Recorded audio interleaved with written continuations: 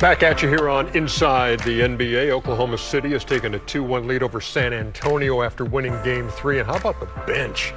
They had 76 bench points in Game 3. They're averaging 61 a game in this series. Tim McMahon is covering the Western Conference Finals, and earlier tonight we had a chance to talk. Hey, Tim, Wemby had that huge Game 1 in this series, the 41 and 24. Since then, 43 and 21 over the last two games. What's OKC's philosophy in dealing with him?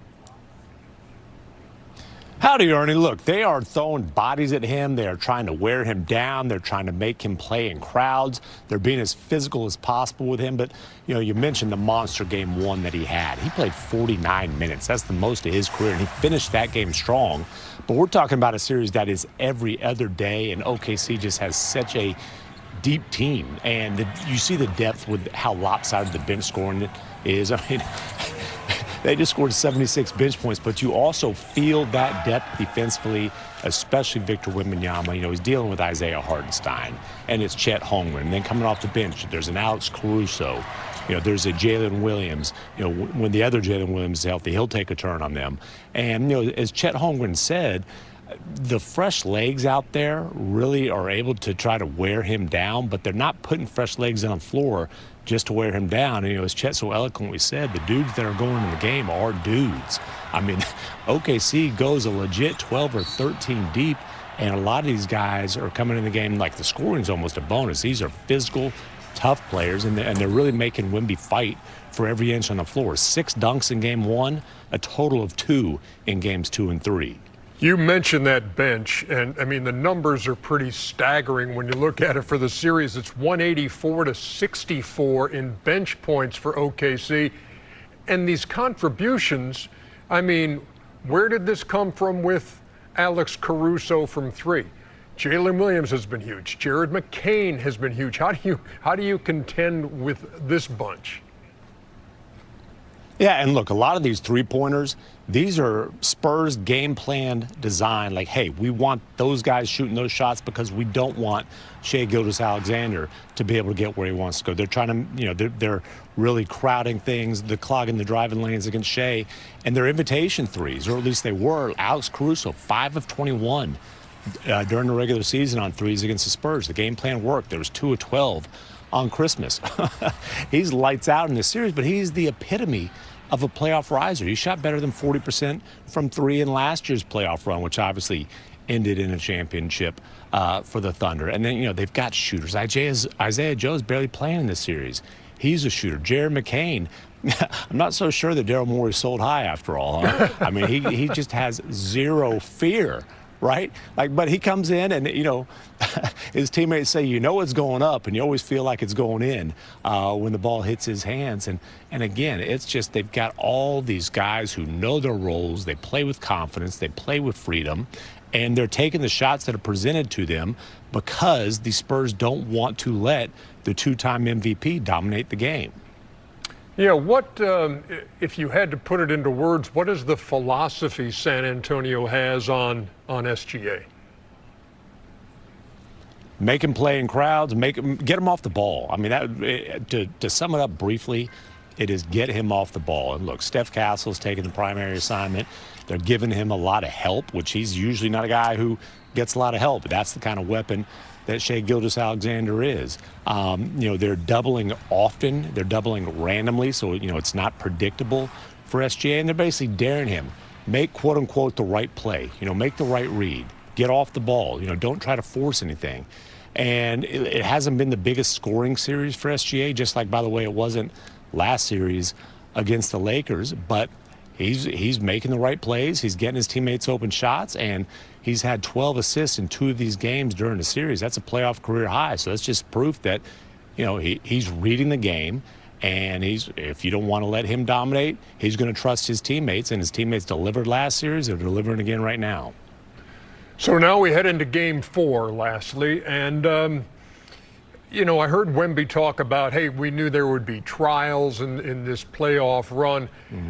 This is huge. I mean, this is must win in your gym in Game 4.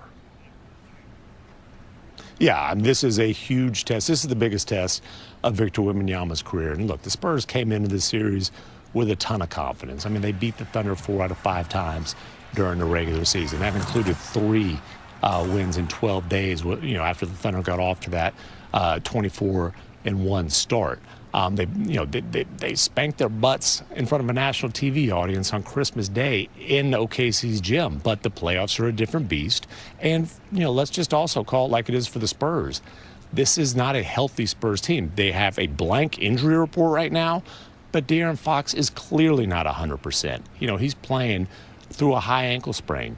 Dylan Harper's playing through adductor soreness. He's clearly not 100%. And as Ms. Johnson said today, Victor Wembanyama creates a lot of the advantages, and then those Spurs guards throughout the course of the year have been great at exploiting them. That hasn't really happened in the series. Fox missed the first couple games. Harper wasn't the same player in Game 3, but there's no excuses. There is pressure, and for a team that's trying to skip the line, trying to win a championship in their first playoffs together, I agree with you. You can't let this thing go back to OKC down 3-1. Tim McMahon, you've been doing a lot of good work in 17 years at ESPN. It's a pleasure talking to you. Thanks for the info, man. Appreciate it, Ernie. It's been a pleasure. So we head to Game 4, and look, the expected thing to me, Draymond, with OKC is forcing the turnovers and the points off turnovers. You expect them to do that. This bench contribution has been otherworldly. Mm-hmm. It's unbelievable, but it just shows you really how deep this team is. They've built this from the ground up. So all those guys on that bench, they all can play. And you have J-Dub out. So all of those guys, when they're coming in, Jared McCain last night, I think, shot 23 shots or 21 shots. All those guys that are coming in, they have more of a green light to just go because J-Dub's not out there. A.J. Mitchell got hurt last night. He left the game. So all those guys have an opportunity to just go. But also, if you look at that, maybe not Jalen Williams, but 3 of those 4 guys could be starters on other teams in the NBA. Yeah. Alex Caruso, by the way, is 14 for 23 from deep. But 2 things. The Spurs' game plan is trash. Terrible. Because them guys getting wide open shots, like they're taking the ball out of SGA's hand, like they're just getting jump shot practices. So their game plan is helping him. They're doubling Shea so far away. These guys just sitting over there like they in the gym by themselves. And the second thing is, I think we need to all pray for Wemby. Why? Because he can't play too many minutes. They're gonna kill him out there. You're joking. Man, I am damn sure joking. Because you guys, these people, man, they pissing me off. I'm watching the whole games.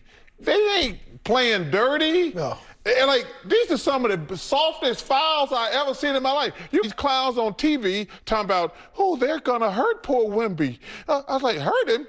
Are you kidding, man? It drives me crazy watching these shows. And to Chuck's point, when you played against a great championship team with great others, you can't let the others get involved.